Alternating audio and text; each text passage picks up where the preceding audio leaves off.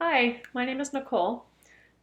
When Marcia and Steve asked me to talk about my favorite piece of Christmas music, I didn't have to think very hard or for very long because Handel's Messiah has always been my favorite. In fact, it's probably my favorite piece of all time. I really love it deeply. Um, I feel like I've sung the Messiah a million times, and I think one of the reasons that I love it so much is that it always speaks to whatever is happening in my life uh, or in the world. There is some part of the Messiah um, that speaks directly to that or about it. Um, 8 years ago, I was preparing to sing the soprano solos in The Messiah at Carnegie Hall, which was probably the most exciting thing that had ever happened to me in my life up to that point. Um, I was so excited and honored, and I was working really hard on these pieces I'd been singing for decades. Um, I practiced every day for 6 months.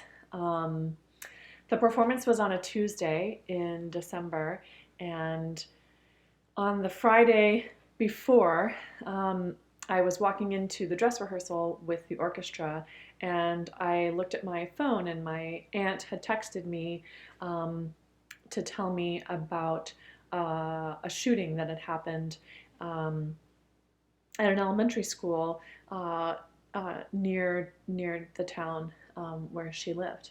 Um, and that shooting was, of course, the Sandy Hook Elementary school shootings, and it took the lives of 26 people.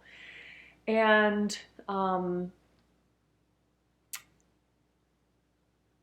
in those days between that horrible grief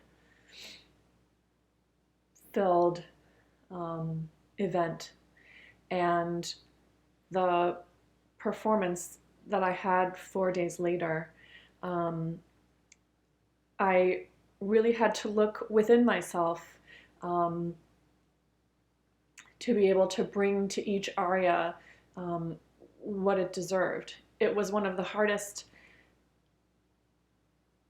things in the world to sing Rejoice Greatly because I didn't see how anybody in the world could feel joy.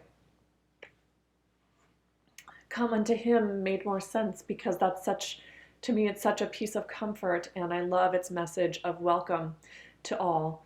Um, I know that my Redeemer liveth uh, is a statement of faith, and I love that Handel sets it with the violin solo so that the assertion of faith in the Redeemer is always matched, or perhaps, I mean, represented is the better word, um, by the violin soloist who is right there every moment of the aria. The voice and the violin soloist really trade back and forth throughout the piece. And one of the final arias for the soprano is called If God Be For Us, um, Who Can Be Against Us? And that is a piece that up till that point had never made sense to me. It hadn't resonated in my heart the way that the others did.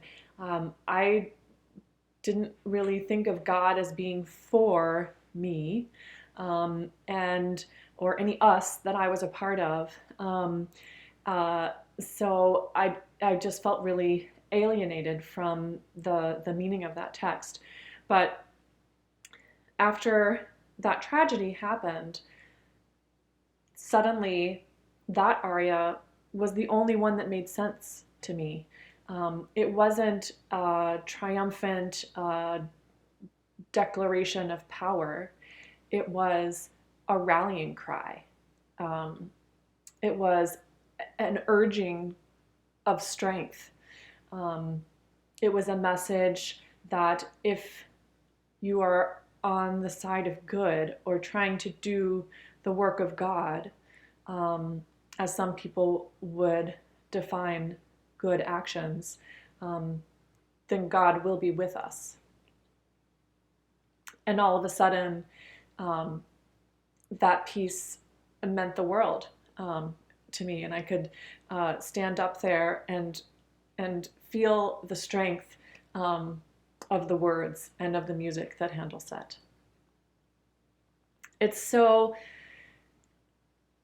strange not to be singing Messiah this year. And I know that so many people are feeling that loss and so many other losses right now. But I hope that we can all enjoy it online on YouTube. And I know that when we can sing Messiah again together, or listen to it together and be together again, the peace will be all the more sweet and meaningful to all of us. I would invite everybody to share their memories of Messiah,